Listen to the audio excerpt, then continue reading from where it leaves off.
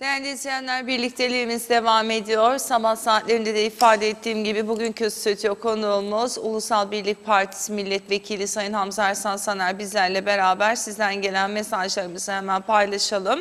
Zeki Uçer, Ahmet Özdirenli, Halil Doğru Yol, Pakize Köse ve Metin Maraş Ali'ye ayrıca günaydın diyoruz. Sizden gelen mesajlarımızla birlikte sizler bize sosyal medyadan ulaşabilirsiniz. Sayın Ahmet Tolga'ya ayrıca günaydınlar diyelim. Kendisi de bizlerle birlikte sevgilerimizi gönderelim. Sayın Hamza Ersan Saner, hoş geldiniz.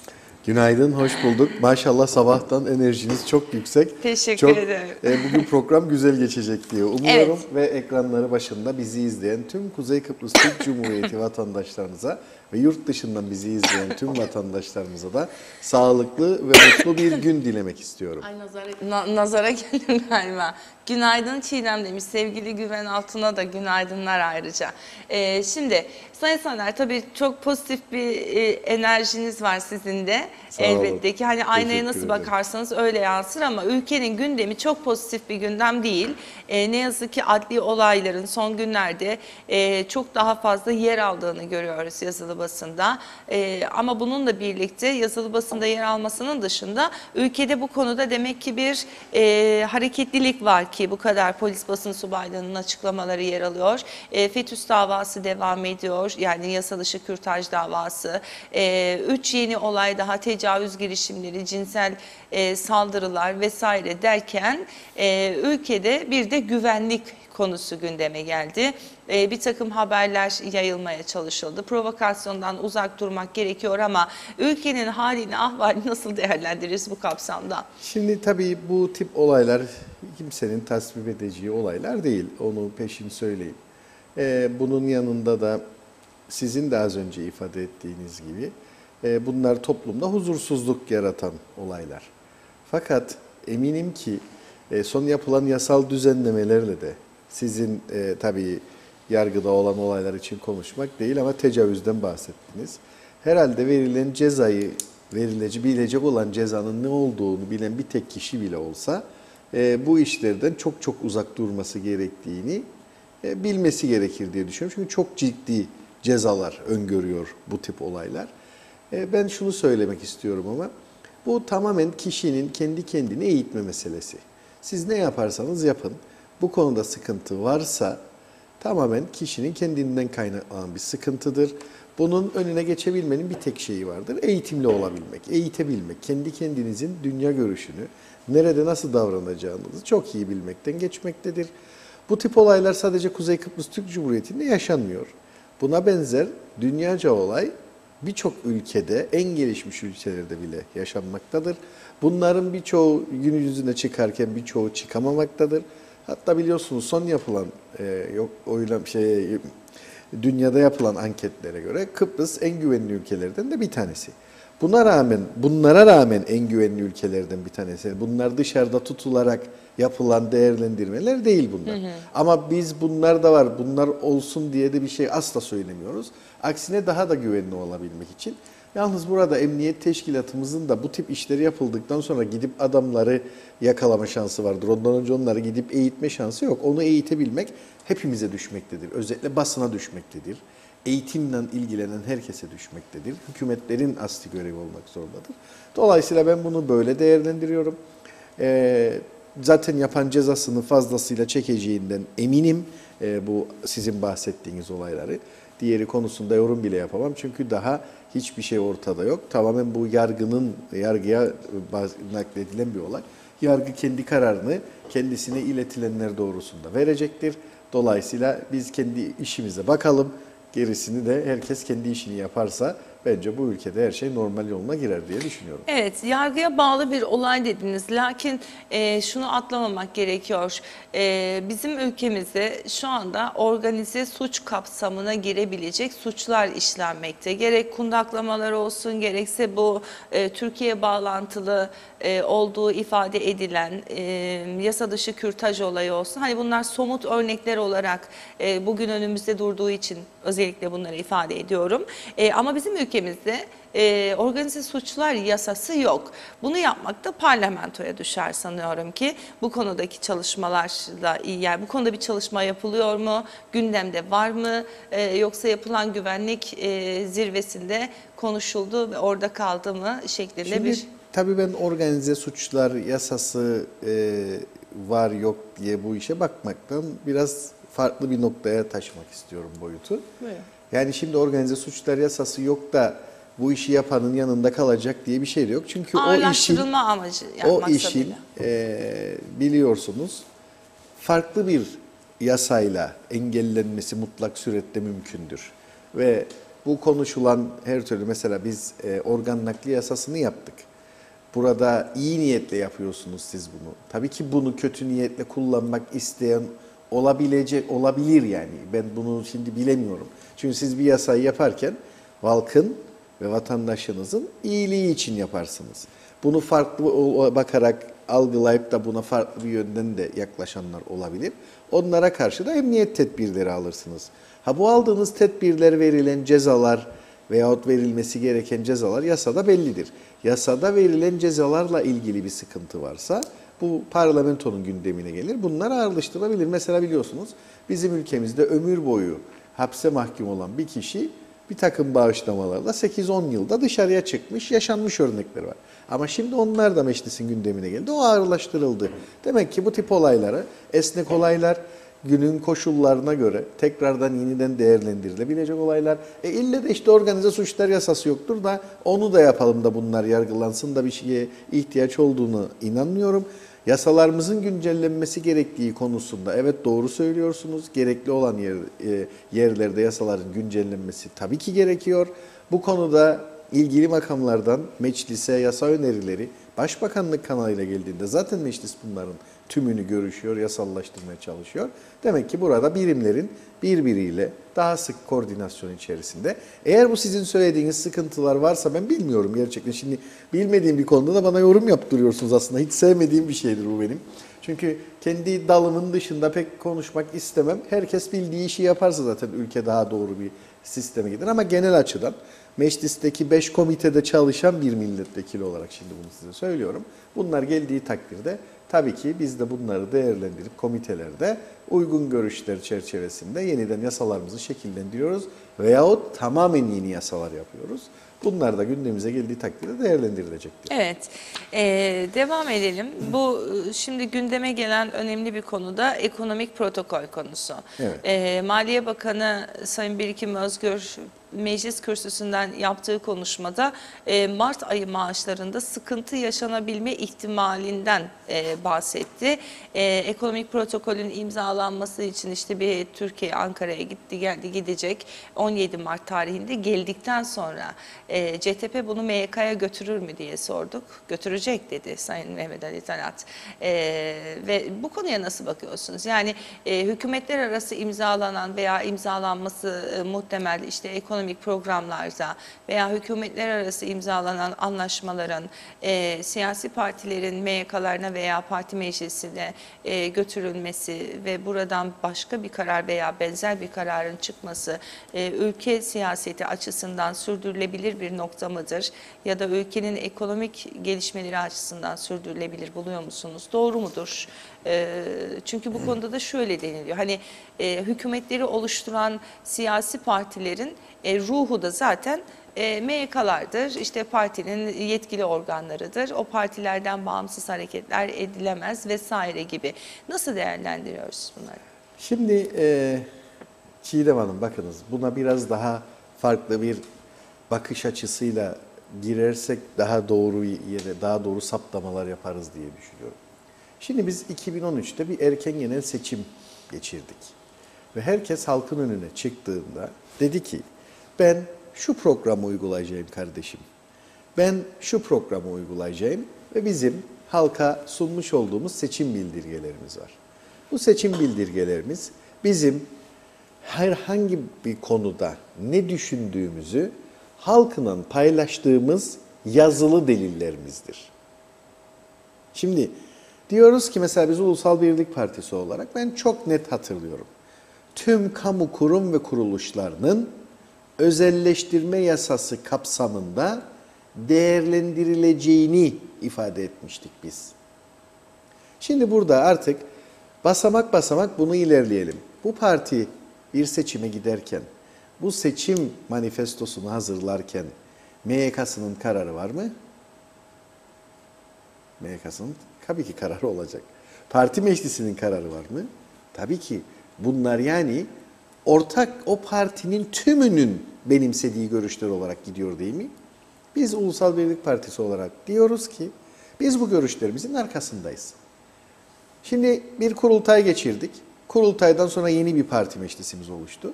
Yeni bir parti meclisi şu ana kadar o gün yazdıklarımızın hilafına herhangi bir karar üretmedi bu konuda. Demek ki Ulusal Birlik Partisi'nin tabii ki parti meclisinde bunlar görüşecek ama bunun hilafına ciddi bir karar yok bizde. Şimdi bu ortağımız olan Cumhuriyetçi Türk Partisi'nin de konuyu bence bu şekilde değerlendirmesi gerekir.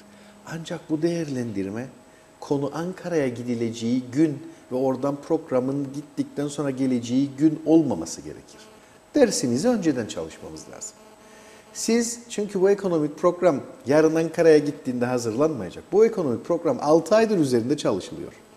Bu ekonomik programın imzalanamamasının sebebi siz de biliyorsunuz Anavatan'da bütçe geç kaldı.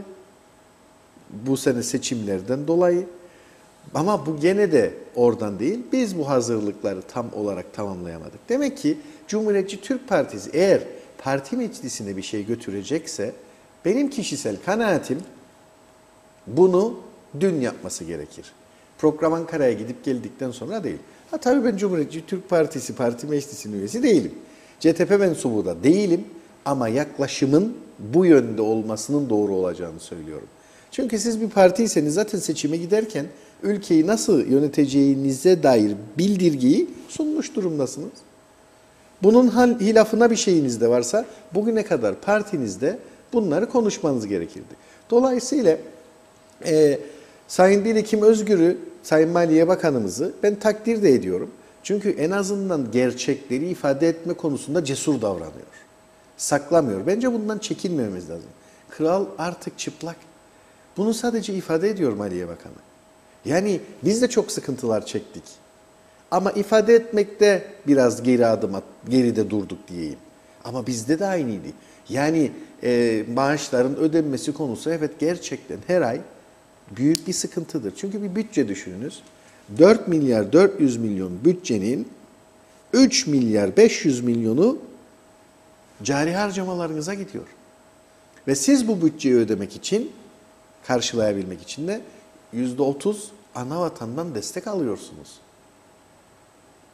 Ve geriye kalan 10 bakanlık artı Cumhurbaşkanlığı, Meclis Başkanlığı, Sayıştaylık falan filan hepsini koyun.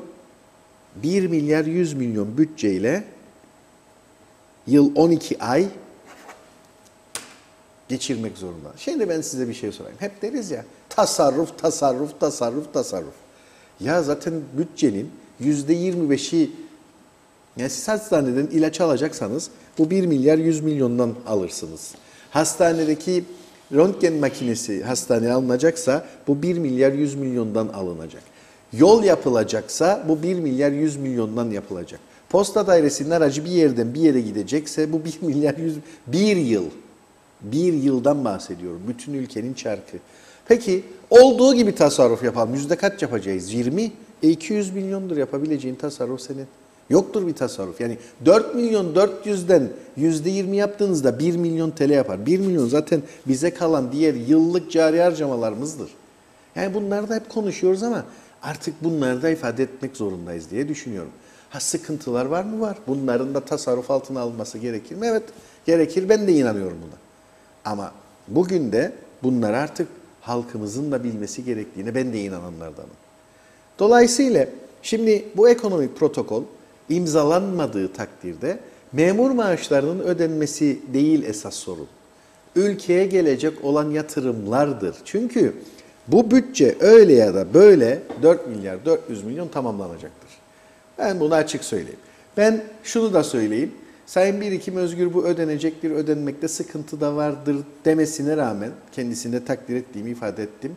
Ben de şimdiden diyorum ki bu çark böyle devam etse bile bu yıl 12 ay bu maaşlar ödenecektir. Bu kadar da açık söylüyorum. Ancak olmayacak olan nedir? Altyapı yatırımlarıdır. Hiçbir kilometre yol yapamayacaksınız. Bir tane röntgen cihazı alamayacaksınız işte. Bunları yapamayacağız. Bunları ifade etmemiz lazım. Bu ekonomik protokolde hep bunları getiriyor size. Dolayısıyla ekonomik protokolün imzalanması evet bu açıdan işte çok çok önemli. Çünkü maaşların nereden gelip nasıl ödenmesi gerektiği %75-80 her ay için ortadadır. Bundan kalan küçük farklardır. Ancak iki şeye çok dikkat etmemiz lazım. Bu cari bütçe açıklarının özellikle de yapılan ödemelerinde, maaş ödemeleriyle olanlarla ilgili olanların çok ciddi şekilde gündemde kalmak suretiyle bunlar artık çok da fazla polemiğe taşımadan halkımızı gerçekleri ifade ederek ülkenin içerisinde olduğu sıkıntıları hep birlikte söylememiz lazım. Ha gerekirse kemer sıkacaksak hep beraber sıkalım. Birinci de bizden başlayacağız. Zaten en çok ben önereceğim bunu. Çünkü bu konuda da sıkıntı var. Evet başlasın. Hiç de itirazım yok. Hiç de itirazım yok bu konuda. Maaşlarda kesintiden mi Yani bahsediyorsunuz? tabii ki eğer yani %75 alıp bu bütçeyi tamamlayacaksak hepimiz %75, %25 maaşlarımızdan feragat edelim. Bu işleri de yapalım. O da yapılabilir. Benim için hiçbir sıkıntı yok. Ama şunu ifade etmeye çalışıyorum. Madem ki realite bu realiteyi de hepimizin bilmesi lazım. Ben onu söylemeye çalışıyorum. Sayın Taner, altyapılar yapılamayacak dediniz. Bu bütçe bunu öngörüyor dediniz. Yani bunların yapılabilmesini öngörüyor demek istediğiniz öyle değil mi? Evet. Peki 72 sayfalık ekonomik programı Kuzey Kıbrıs Türk Cumhuriyeti'nde hazırlanmadı mı? 72 sayfalık. Tabii Ekonomik ki, program. tabii burada hazırlandı. Burada hazırlan. İki siyasi parti birlikte Tabii ki hazırladılar. yetkililerimiz hazırladı. Bütün de çalışanlarımız bu işleri yaptı. Bu devlette çalışan arkadaşlarımız Acaba bunları Türkiye yaptı. tarafından kabul görülemeyecek bir unsur bir şey mi vardı ki MYK'ya da Şimdi- götürülmesi düşünülüyor? Şimdi ben tabii şunu söyleyeyim. Kabul edilebilecek bir şey programı görmediğim için çok net bir yorum yapmak istemiyorum. Çünkü ben de görmedim. Bilgim yok, fikir yürütmeyeyim yani. Onu hiç sevmem. Çünkü bilgimiz olmadığı her konuda maalesef Paylaşılmıyor mu fikir bu yok. şeyler, bu Ben tarz görmedim şeyler? yani. Evet. Ben bunu görmedim. Ancak bu programda çalışan üst kademe yöneticilerimiz sonuç itibariyle bakanlarla birlikte hazırlamıyor mu bunu? Bunları müsteşarlarla birlikte hazırlamıyor mu? Peki bu bakanlar kendi partilerine bu konuda bilgi vermiyor mu? Bizde zaten öyle bir sıkıntı yok. Çünkü biz parti programımızı ta seçimlerden bile nereye geldiğini, 2013-2015 protokolü neyse 2016-2018 protokolünün de bunun devamı olacağını ben 3 aşağı 5 yukarı kestirebiliyorum. Neler gelecek burada? Özelleştirmeler gelecek yine. Çünkü hiçbirini gerçekleştiremedik. Ercan hariç hiçbiri gerçekleşmedi o günden bugüne. Dolayısıyla ben bu protokolü görmeme rağmen sadece nelerin gelebileceğini kestirebildiğimi söylemek istiyorum ve bu çerçevede yorum yapmak istiyorum. Bu bağlamda da baktığımda bu protokol 2013-2015'in bir devamı niteliği taşıyacaktır. Şimdi ilgili partiler bu konudaki görüşlerini bence parti MYK'larında bakanları ve gerekirse üst düzey yöneticileri de kendi atadıkları yöneticilerdir. Ben atamıyorum CTP'nin müsteşarını. Biz bizimkilerini atıyoruz. Onlar da kendilerinki atıyor. Çağırıp bu konuda bilgi alabilirler. Ankara'ya gitmeden de bunu parti MYK'larında tartışabilirler diyorum. Evet. Ankara'ya gitmeye gerek yok yani önce. Şu anda bellidir çünkü bu protokolden olacak. Ha orada beğenip beğenmediklerini ortaya koysunlar. Ama bu ön çalışmalar çok önceden yapılması lazımdı diyorum. Çünkü sizin programınızın en az 6 ay önceden hazır olması gerekirdi. Ben çok net hatırlıyorum. 2013-2015 protokolünü 4 Aralık 2012 tarihinde Ankara'da Sayın Başbakan'la görüşmeye gitmiştik. Ben de o heyetin içindeydim. Bakın 4 Aralık 2012'de 2013-2015 protokolü imzalamaya hazırdı. Biz ne gündeyiz şimdi? 17 Mart'tayız. 4 Aralık nerede? 17 Mart nerede? Sayın Saner, tabii o zaman bu durumda eğer öngörünüz özelleştirmeler gelecek ve 2013-2015'in devamı niteliğini taşıyacak dediniz. Cumhuriyetçi Türk Partisi'nin özelleştirmelere özellikle kamu kurum ve kuruluşlar kapsamında bunun içerisinde KıPTEK ve telekomünikasyon daireleri de var ise karşı bir duruşu var. Hükümet ortağı aynı zamanda Ulusal Birlik Partisi'nin MYK'sında, PEMES'inde görüşülen tüm kamu kurum ve kuruluşları özelleştirilecek programına da bakacak olursak hükümet programına, seçim bildirgesinde o zaman burada bu paket hükümeti bozabilir mi? Şimdi tabii hükümet konusu eğer burada gündeme gelecekse iki tane partinin başkanı oturur bunu konuşur. Zaten dün... Sizin siyasi dün, şeyinize dayanarak dün soruyorum, değil, tecrübenize dayanarak. Zaten iki başkan evet. birlikte bir öğlen yemeği aldılar ve müteahhitlerle görüştüler. Ben eminim ki onlar bu konuları kendi aralarında konuşuyorlar. Bize yansımasa da ne konuştukları tam olarak, yani satır satır yansımasa da konuşuyorlardır. Şimdi benim burada oturup buna yorum yapmamı lütfen beklemeyin. İki parti de kararlarını koyacak. Benim sadece ifade etmek istediğim, öne çekmek istediğim şu. Bu kararınızı verecekseniz bugün çok geç. Bunu 5 ay önceden netleştirip oraya koymanız gerekiyordu diyorum ben. Budur polemiği yaratan. 5 ay önce koyaydınız, belki de bu hükümet 5 ay önceden sıkıntı yaşamaya başlayacaktı. Yani 2015-2018 protokolünün neler içereceğini ben size diyorum, görmedim ama kestirebiliyorum. Ve göreceksiniz, çıktığında yanılırsam da evet yine bu programda gelir derim ya Çiğdem Hanım, sizin bir önceki programınızda böyle bir şey ifade etmiştim ama yanıldım, özür dilerim. Ama görmediğimi ifade etmiştim derim. Ama inanıyorum ki tahmin edebiliyorum.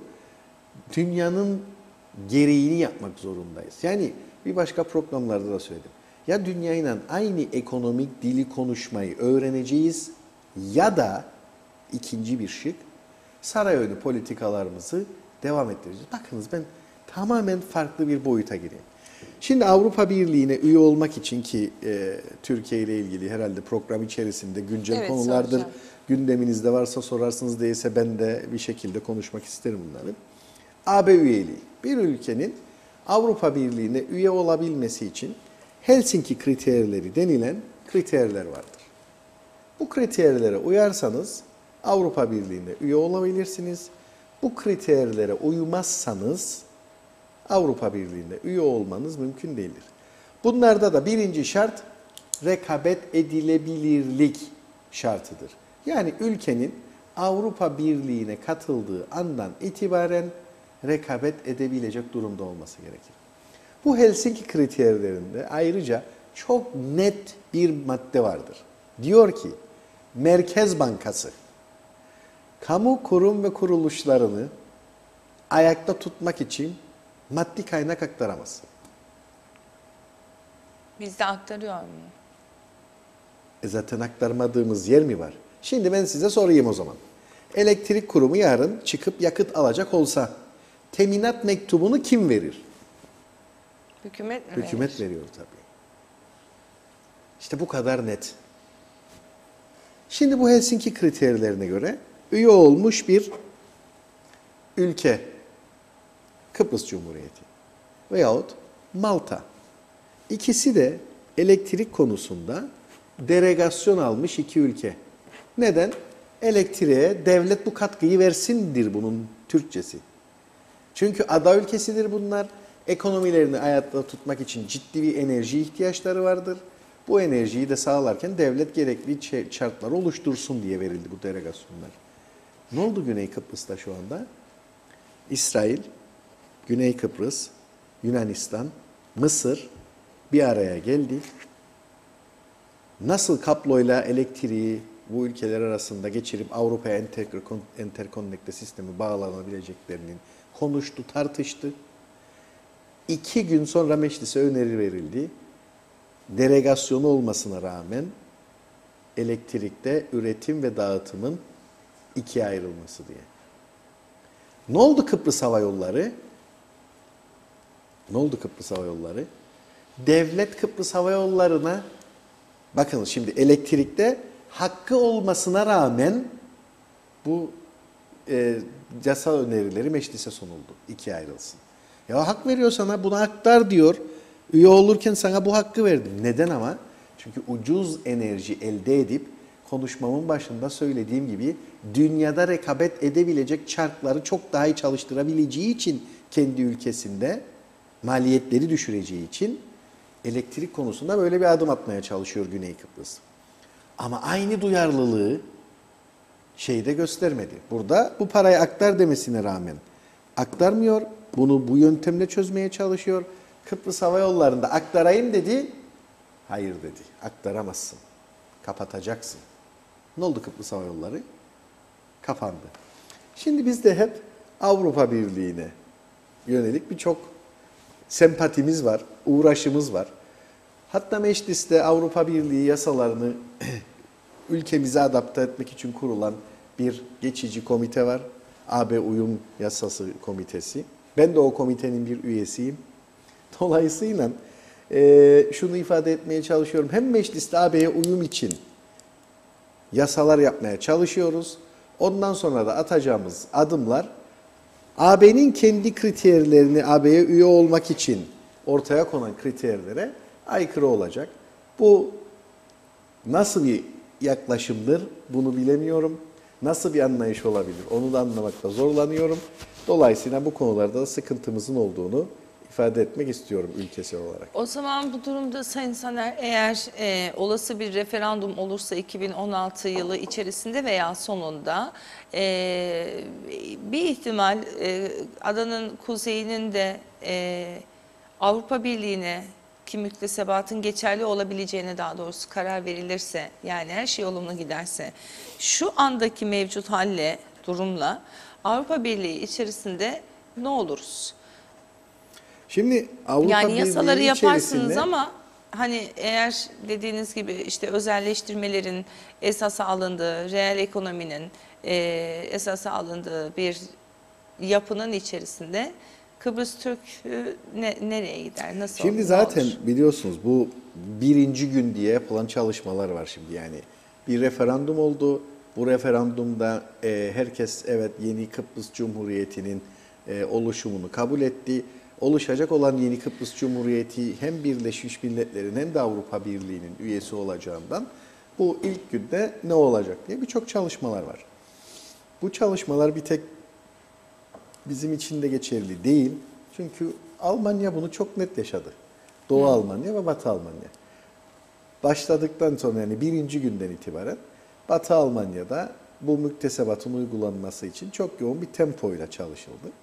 Biz de bu tempoya, oradaki o tempoya hazırlıklı olabilmek için önceden çalışmaya başladık. Yani birinci günde yasalarımızın AB'ye uyumlu olması için uğraşıyoruz. Ve bu çerçevede de baktığınızda birçok yasa geçirdik. Şu anda da gündemimizde birçok yasa vardır. Dolayısıyla tüm bunları tekrardan çalışmaya biz devam edeceğiz. Ha bunlar biz AB'ye üye oluruz, olmayız. Şu önemli olan bir de şu, bu yasalar herkesin tüm dünya tarafından kabul gören ve halkın hayatını kolaylaştırmak için yapılan yasalar olmasından mütevellit. Biz ille de Avrupa Birliği'ndeyiz de bu yasalar geçti ya da geçmedi değil. Halkımızın yaşam kalitesinin daha iyiye gitmesi ve yaşamını daha iyi koşullarını daha iyi düzenlememiz için bu yasaları zaten halkımızın refahı için yapalım diyoruz. Ama Avrupa Birliği'ne üye olduğumuz günde bunların hepsi elimizde hazır olsun mantığıyla çalışıyoruz. Ben bunu söylemek istiyorum sadece. Yoksa bu süreç mutlaka geçiş süreci yaşanacaktır. Örneğin Doğu Almanya, Batı Almanya'da verdiğim gibi Kıbrıs Türk halkının gayri safi milli hasılasının yükseltilmesi için ciddi bir destek alması gerekecektir. Çünkü iki ülke arasındaki gayri safi milli hasılada 1'e 3 gibi bir oran mevcuttur. Tüm bunların düzenlenmesi de bir günde olmayacağına göre bütün bunların yapılabilmesi için de Avrupa Birliği'nin de buraya ciddi katkılarının olması gerekecektir.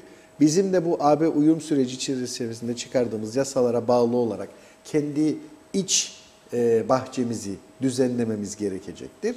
Tüm bunlar birlikte olduğunda da çok kısa bir süre içerisinde, 1-2 yıl içerisinde de bu uyum süreci bence çok rahatlıkla aşılabilecektir. Yani siz şunu mu diyorsunuz? Avrupa Birliği'ne girildiği takdirde 1-2 yıl içerisinde sağlık, eğitim, kamu başta olmak üzere Zaten hepsi kamu saydıklarınızın. sistemi tamamen düzeltebileceğinizi mi düşünüyorsunuz? Şu anda herkes sistemden biliyorsunuz dem vuruyor. Sağlık Bakanı başta olmak üzere mesela örnek diyelim. Şimdi, Yani veya işte KıPTEK'i özelleştirebileceğinizi mi söylüyorsunuz? Özelleştirilebileceğini mi söylüyorsunuz? Ben daha ya da da iddialı bir şey söyleyeyim o zaman. telekomünikasyon. Ya aynı dirençle karşılaşmayacak mıyız? Avrupalı olunca ya da Avrupalı olduğumuzu düşündüğümüz gün, yarın çözüm olsa Avrupa Birliği'ne girmiş olduğumuzu düşünsek ve denilse ki evet şu anda KıPTEK'te telekomünikasyonda falan falan da özelleşecek. Eylem yapmayacak mı bu insanlar? Direnç göstermeyecekler mi? Gösterdikleri takdirde ne olacak hazırlanan bu yasalar kapsamında? Onu soruyorum aslında. Yani illa Avrupa Birliği'ne mi girmemiz gerekiyor? Bu da ayrı bir konu ama. Şimdi bakınız, işte benim de konuşmamızın ortalarına doğru ifade etmeye çalıştığım budur. Bunu ille de Avrupa Birliği'ne girdiğimiz için yapmayalım. Dünyayla aynı ekonomik dili konuşmak için biz gereğini yapalım. Zaten bunu yaptığımızda Avrupa Birliği'ne girdiğimiz gün bize kimse gel de bu işi yap demeyecektir. Şimdi iki konu örnek verdiniz. Telekomünikasyon Dairesi ve Elektrik Kurumu. Şimdi Avrupa Birliği ile dönemin Cumhuriyetçi Türk Partisi, Özgürlük ve Reform Partisi, bakın tarihi ne kadar atıyorum, 27 Şubat 2008'de Next Generation Network, gelecek nesil iletişim hatları için, iletişim hatlarının çok kolaylıkla ülkemizde santrallerinin kurulabilmesi için bir sözleşme imzaladı ve bu sözleşmeye göre Avrupa Birliği 9 milyon euroluk bir kaynağını bu ihaleye ayırdı. Bu şartname neyi gerektiriyordu biliyor musunuz? CTP-ÖRP'nin attığı bu imza. 1.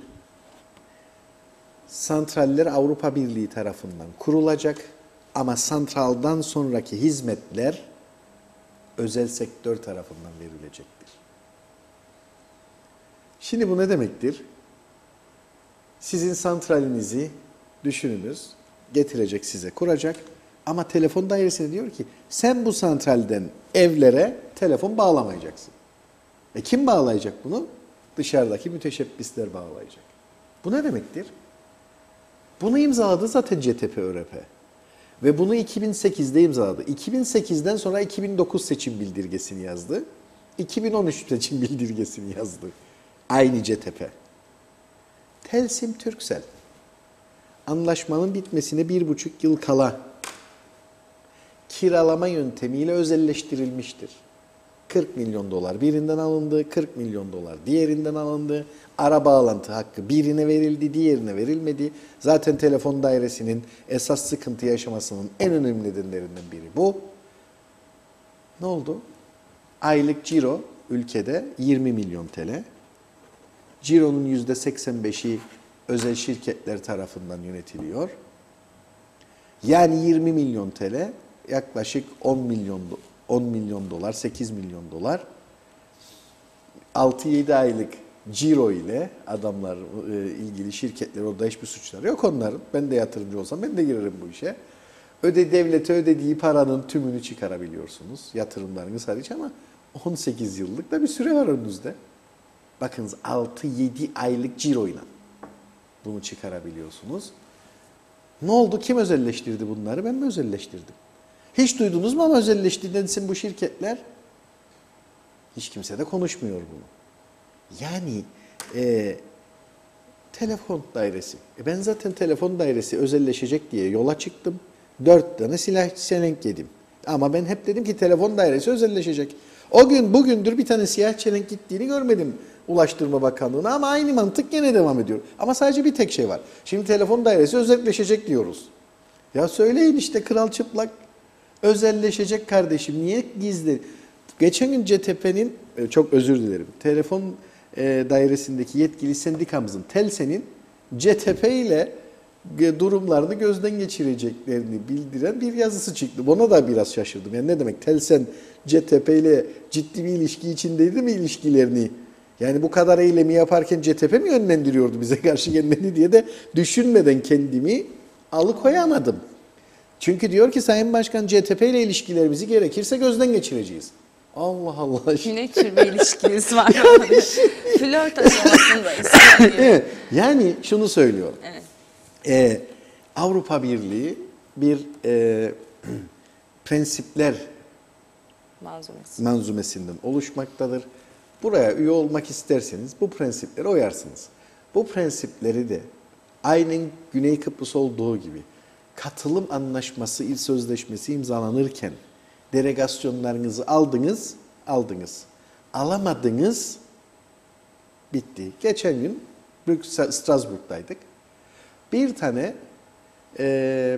eski Yugoslavya Cumhuriyeti'nden, yeni Slovenya Cumhuriyeti'nin bir milletvekiliyle görüştük. Ve kadın bize şunu dedi. Daha sonra katıldı ya bu cumhuriyetler Avrupa Birliği'ne. Biz dedi buraya girerken balıkçılık konusunda ciddi sıkıntılarımız vardı.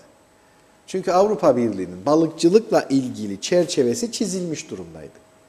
Bu anlaşmaya, katılım anlaşması sırasında buna itirazda bulunduk. Merak etmeyin, bunlar düzenlenebilir denildi bize dedi. Biz de merak etmedik. Avrupa Birliği'ne girdik. Ama keşke merak etseymişiz dedi. Çünkü girdikten sonra orada yazılı olanlar orada aynen uygulanması istendi. Bakınız, diyemiyor ben balıkçılık anlaşmasında işe yapmama rağmen girerken ifade etmeme rağmen, çünkü bir delegasyon alamadı o konuda. Delegasyon alamadığı için şimdi diyor ki hayır kusura bakma, Avrupa Birliği kuralları ve manzumeleri neyse sen de onu uygulamak zorundasın. Bu da daha 5 gün önceki taze bir olay. Bu kadar net. Evet. Bugün mülakatınıza baktığım zaman Kıbrıs Cumhuriyeti Avrupa Birliği'nin maşası dediniz. Evet. Strasbourg'da gördüklerinizden, yaşadıklarınızdan veya bugüne kadarki temaslarınızdan mı edindiniz böyle bir şeyi söylüyorsunuz? Yani neden bunu ifade ettiniz, ifade etme ihtiyacı duydunuz? Yok, bu kesinlikle Avrupa Birliği'nin maşası derken sadece bu son izlenim Strasbourg ziyaretinden değil. Ta başından beri Kıbrıs'ın Avrupa Birliği'ne alınışı Şekil olarak da, genel olarak hukuki olarak baktığımda benim, evet, hem hukuksal açıdan alınışı hem de şekilsel olarak alınışı Kıbrıs Cumhuriyeti'nin ileride Türkiye'ye karşı bir maşa olarak kullanılması için kullanılacak çok ciddi bir devlet olabileceği için kabul görmüş. Şimdi bakınız, Helsinki kriterlerini karşılamayan hiçbir ülkenin oraya giremeyeceğini ifade ediyoruz. Peki Helsinki kriterleri neleri emrediyor? Helsinki kriterleri öncelikle bir ülkenin kendi içerisinde ve komşularıyla hiçbir probleminin olmamasını emrediyor. Bizim hem kendi içimizde problemi var hem komşularıyla var sonuç olarak baktığınızda. Siz bunu da biliyorsunuz net ve Kıbrıs Cumhuriyeti'ni alırken adanın tümünü almanıza rağmen, işte protokol 10'da bunun için icat edilmiştir. Diyor ki adanın tüm Avrupa Birliği'nin içerisindedir ancak kuzeyde müktesebat uygulanamaz. Neden? Çünkü Kıbrıs Cumhuriyeti'nin kontrolünde değil. Şimdi eğer Kıbrıs Cumhuriyeti bir bölgeyi kontrol edemiyorsa demek ki bu ülkede bir sorun var demektir. Neden kontrol edemiyor? Sen sorunlu olan bir ülkeyi içine almayı kabul ediyorsun. Ama iş Türkiye ile ilgili konulara da gelince bir başlık açılacak. İşte şimdi bu da gerçekten beni çok üzdü. Avrupa Konseyi Başkanı Donald Tusk geldi, ziyaret etti adayı ve diyor ki AB'ye üyelikte sert kanunların tüm ülkeler için geçerli olmaya devam ettiğini ifade ediyor. Ve alınacak herhangi bir kararda, ki bu başlıkların açılması içindir, 28 AB üyesinin tümünün onayı alınmasının altını çizdi. Ve bence esas irite edecek davranış şu: Tusk hiçbir üçüncü ülke için, ki burada Türkiye üçüncü ülkedir artık, benim için AB üyesi ülkelerden daha önemli değildir diyor. Kim söylüyor bunu? Konsey Başkanı söylüyor. Kimdir bu konsey? Avrupa Birliği'nde bakanlar düzeyinde yetkisi olan en önemli organ. Şimdi peki ben Maşadır dediğim zaman işte Güney Kıbrıs bu yanlış mı? Yani şimdi 800 bin kişilik bir Kıbrıs Cumhuriyeti 80 milyonluk bir Türkiye'nin önünde bir tek üye bile buna itiraz ederse biz kabul edemeyiz. Tabii ki etmeyecek. Neyi koyuyor? O da kendisi Türkiye diyor bana işte limanlarını açsın, şunu yapsın, bunu yapsın. Ya zaten sen baştan sona öncelikle gel işte otur anlaşalım bu ülkede. Türkiye bize bu konuda inanılmaz bir destek veriyor bu toplumlar arası görüşmelerin devam edebilmesi için. Bizler Kuzey Kıbrıs Türk Cumhuriyeti olarak bütün performansımızı buraya koyuyoruz. Çünkü biz Avrupa Birliği'ne gittiğimizde Türkiye'nin desteğini almasak bu platformlarda bu kadar ses getiremeyiz. Bu da bir realite. O zaman sen neyin peşindesin hala daha? Anlaşma istemiyorsun. 80 sene daha ben söylüyorum işte Rum anlaşma istemeyecektir. Göreceksiniz. Yani 2016'da referandum olacak diyorsunuz ya siz. Ben inanmıyorum referandumun olacağına da. Onu da söyleyeyim. Olmayacak. Olmayacaktır. Neden? Zaten olacak olsa bakınız. İşte geçen gün Avrupa Birliği'ndeydik. Şimdi bizim imzalamış olduğumuz bir ortak açıklama metni var. 11 Şubat 2014'te. Kim imzaladı bu metni? Sayın Doktor Dervişeroğlu ve Sayın Anastasiadis imzaladı değil mi? Peki siz bu ortak açıklama metninde ne yazdığını Ulusal Birlik Partisi'nin milletvekilleri, Cumhuriyetçi Türk Partisi milletvekilleri biliyor mu? Evet, hepsi biliyor. Güneydeki partilerin milletvekillerinde bilmesi gerekiyor mu? Evet, Onlar da biliyor. bilmesi gerekiyor. Peki, şimdi biz gidiyoruz diyoruz ki ortak açıklama metni var, buna uygun davranacağız. Güneydeki arkadaşlarımız geliyor, meslektaşlarımız, ortak açıklama metninde Kıbrıs Türk Kurucu Devleti, Kıbrıs Rum Kurucu Devleti olmasından bu yeni kurulacak cumhuriyetin bu şekilde kurulacağını ifade etmesine rağmen ve Türkiye hakkındaki ilerleme raporunda aynen bu paragraflar yer almasına rağmen Establishment of New Cyprus'dan bahsetmesine rağmen değişiklik önergesi sunuyorlar. Hemen Kıbrıs Cumhuriyeti'nin dönüşümü Evolvement of Cyprus Republic diye. Kim yapıyor bunu? Anastasiadis'in partisinin milletvekili yapıyor. Akel'in milletvekili yapıyor. Edek'in milletvekili yapıyor. O zaman samimiyet nerede burada? Samimiyet nerede burada? Hangi samimiyetten bahsediyoruz? Burada başka, liderinin imzaladığı başka, orada başka. Kim yapıyor bunu? Avrupa Birliği. Nerede? Türkiye ilerleme raporunda. Kardeşim bırak biz burada ilerleyelim. Türkiye ile beni niye ilintilendiriyorsun ki sen? Sen Avrupa Birliği'ne alırken Kıbrıs'ı Türkiye'ye mi sorduydun? Öyle bir ihtiyacın da yok. Sen bir birliksin sonuçta. Ama Kıbrıs'taki bu konflikt durumu yani uzlaşmazlık durumunu çok iyi biliyordun. Niye aldın o zaman bu adamın içine? İşte onun için söyledim bunu. Maşa olarak kullanılmak için alınmıştır Güney Kıbrıs bu Avrupa Birliği'ne. Bu kadar basit. Türkiye'nin üyeliği ve Türkiye'ye açılması muhtemel Tabii ki. başlıkların açılamaması veto kartı. Aslında Avrupa Birliği'nin Türkiye'nin veto kartı olarak Güney Kıbrıs. Şimdi diyorsunuz. hakem olarak düşününüz. Güney Kıbrıs hakemin sarı kartı ve kırmızı kartı olarak hakemin cebinde durmaktadır. Güney Kıbrıs'ı dilediği anda sarı kart, dilediği anda kırmızı kart olarak çıkarıp kullanmaktadır. Ben bunu söylüyorum. Maşasıdır çünkü. Peki Kıbrıs Türk halkı yani adanın diğer yarısında egemen olan bir devlet var netice itibariyle.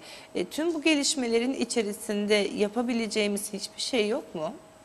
Şimdi tabii ki yapabileceğimiz her şey var. Biz de Avrupa Birliği'nin parlamentodaydık. Zaten gerçekten ben şurada teslim edeyim. 4 parti gittik. 4 partinin de tümü bu konuda hassasiyet gösterdi. Sadece Ulusal Birlik Partisi değil. Bakın bunu da söyleyeyim. Teslim etmek zorundasınız herkesin hakkını. Evet. Ama onların yaşadığı şok bu davranışlar sonrasında bizimkine göre göreceli olarak çok daha fazlaydı. Çünkü bir gece önce bu hassasiyetlerimizi anladıklarını ifade eden Rum milletvekilleri var bize. Ama uygulama 180 derece zıt. Toplantıya girdi. Çünkü toplantıda biz yokuz. Tanınmadığımız için yokuz. Ve bu Türkiye ile ilgili değişiklik önergelerine mesela bunları koymak istediler. Koydurdular bu Evolvement of Cyprus, Establishment of Cyprus yerine. Yalnız Kıbrıslı Türklerin Avrupa'daki parlamentoda en azından gözlemci üye olarak bulunması, aynen konseyde olduğu gibi bulunması için de konuştuğumuzda bu öneriler de yapıldı ama bunların hepsi reddedildi. Yani bizim orada gözlemci olarak bile bulunmamıza, söz hakkımız olmasa bile konuşulanları dinleyip oradaki bize yakın olan kişilerle içeride ama bu defa dışarıda olmamak koşulu, içeride dinleyeceğiz bunu. En azından göz teması olduğu için karşılıklı dinlerken dahi sizin dostlarınız da size o yakınlığı biraz daha fazla hisseder. Çünkü siz yokken başkadır olay da siz de oradaysanız davranışını çok iyi gözlemleyebiliyorsunuz. Herkes de beni bu konuda çok iyi anladığı düşünüyorum. Bunun bile kabul edilmesini kesinlikle konuşturtmadılar bile. Ve bu değişikliklerin hiçbiri kabul edilmedi. Ki burada hepsi yanımdadır bu görüşlerin. Neler sunulduğu, neler sunulmadığı kabul edilmedi. Ve ilginçtir bakınız, bir Avrupa Birliği'nde herhangi bir konuyla ilgili olarak değişik görüş önerileri geldiğinde maksimum 200-250 tane değişiklik önergesi gelirken Türkiye'nin ilerleme raporuna bu yıl gelen 550 tane. Bu 550'nin içerisinde 72 tanesi Rumların, çok özür dilerim, Kıbrıs'la ilgili olarak değişiklik önergesidir. Bakın 550'de 72. Yani %15'i, 18'i Kıbrıs'la ilgili. Ya Türkiye'nin ilerleme raporundan bahsediyorsunuz. Kıbrıs'la ne alaka %15, 18? Çünkü onu işgalci olarak göstermeye çalışıyor. Bütün Kıbrıs'ın alanı Türkiye'nin %15'idir ne de yani büyüklüğe. Ve bu 72 tanenin de 13 tanesi Eleni Theodorodou diye bir bayana ait bir doktor. Kimdir bu Eleni Theodorodou? DİSİ'nin başkanlığına aday olmuş. Afrika'ya göre kahraman bugün manşette. Evet. Öyle mi? Tamam işte bizim için de farklı kahramanlar var. Demek ki yaratabiliyoruz. Bu bayanın 13 tane, yani toplama baktığınızda %2,5'u bu bayanın önerileri. Tüm Türkiye raporunda Kıbrıs'la ilgili olanı sadece. Tek Kıbrıs istiyorum demiş. Tabii ki tek Kıbrıs isteyecek. Eleni Theodorodou başka ne isteyecek? Ve şu anda o da DİSİ'den ayrıldı. Biliyorsunuz başkanlığa aday oldu. Kaybetti. Ayrıldı. Yeni bir parti kurdu bildiğim kadarıyla. Onunla uğraşıyor. Irkçı bir yapısı mı var? Vallahi kendisini şeklen biliyorum, tanıyorum da hiçbir samimiyetim olmadı. Onun için ama böyle bir yaklaşımı olan kadının daha farklı bir şey olabileceğini düşünmüyorum. Anladım. Bir sorumuz var size. Metin Bey göndermiş. Sayın Saner, bir çözüm sonrası Avrupa Birliği'ne uyum süresi olacak mı? Eğer belirli bir süre verilmeden yeni kurulacak ortaklıkta ekonomide rekabet edebilecek miyiz? İskoçya İngiltere'den ayrılmak istediğinde Avrupa Birliği'ne tekrar müracaat edip uyum yasalarını tekrar inceleyeceğini söylemişlerdi. Kuzey Kıbrıs'ta bunu yapmak zorunda kalma ihtimali yok mu? Tabii ki ben de onu ifade ettim ifade ama herhalde ettiniz. tam ifade edemedim. Metin Bey'e bir kez daha sorusuna cevap olsun diye söyleyeyim. İki ülkenin gayri safi milli hasılasının 1'e 3 olduğunu söyledim. Bu uyum süreci içerisinde burada mutlak surette bir uyum süreci geçirilecektir. Yani Day One'da hazır olabilmek için, yani ilk günde hazır olabilmek için biliyorsunuz Cumhurbaşkanlığı ve güneydeki başkanlık tarafından da geçici bir komite, ad hoc komite kuruldu. Hem eğitim alanında hem ekonomi alanında birçok alanda yani. Ve bunların tek amacı var. Kıbrıs'ın kuzeyinin anlaşma olduğu günden itibaren Avrupa Birliği ve Birleşmiş Milletler üyesi olacağından bu geçiş süreci içerisinde, ama geçiş süreci Kıbrıs Cumhuriyeti için, güney için olmayacaktır. Kıbrıslı Türklerin oraya adaptasyon olmak için bu komiteler kurulmuştur şimdiden. Bu çalışmalar onun için yapılmaktadır. Ne kadar çok yapılırsa geçiş süreci de o kadar kısa bir süre alacaktır. Almanya'da da bu süreç yaşanmıştır. Bu geçiş süreci kendilerine tanınmıştır. Ama bu daha çok ülkenin kendi içerisinde, zaten biliyorsunuz şimdi yeni bir anayasa hazırlanacak. Bu yeni anayasa Avrupa Birliği'nin Kıbrıs'ı temsilen göndereceği anayasa olacak. Dolayısıyla bu anayasa eski anayasa değildir artık. Ama Kıbrıs Cumhuriyeti eski anayasaya göre şu anda Avrupa Birliği'nde temsiliyetini sürdürmektedir.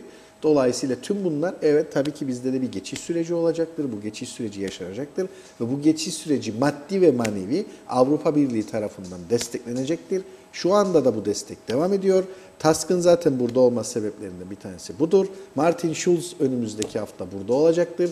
Onun da Kıbrıs'a gelme amacı tamamen bu uyum sürecinin nasıl şekilleneceğini netleştirmek, bunları tartışmak için buralarda olacaktır. Bir referandum Dolayısıyla olursa. bu geçiş süreci mutlak surette gerçekleşecektir. Peki çok teşekkür ediyorum size. Sizi yavaş yavaş uğurlayacağız. Saatlerimiz onu gösteriyor. Fikirlerinizi bizlerle paylaştığınız için tekrar teşekkür ediyorum. Bir başka programda ülkedeki diğer gelişmeleri, parlamentonun çalışmalarını, bulunduğunuz komitelerde yaptıklarınız konusunda da halkı bilgilendirmek adına sizi burada ağırlamak isteriz. Tabii ki ben de size iyi yayınlar dilerken ekranları başında bizi dinleyen tüm Kuzey Kıbrıs Türk Cumhuriyeti vatandaşlarımıza sevgi ve saygılarımı iletiyorum. Kendilerine sevdikleriyle birlikte huzurlu ve mutlu, sağlıklı bir yaşam diliyorum. İnşallah. Önce akıl sağlığı bizim memlekette. Evet. Değerli izleyenler, bugün için de birlikteliğimizi burada noktalıyoruz. Arın Taşarkan, Serpil Coşkuner, Tülin Berova ve Şebnem Güner Kader'e de ayrıca teşekkür ediyorum gönderdiğiniz mesajlar için. Derya Öksüzoğlu Düzlaban'a da ayrıca teşekkürler diyelim. Değerli izleyenler, tekrar yarın sabah yeni bir günde güne merhaba demek için burada görüşeceğiz. Şimdilik hoşçakalın.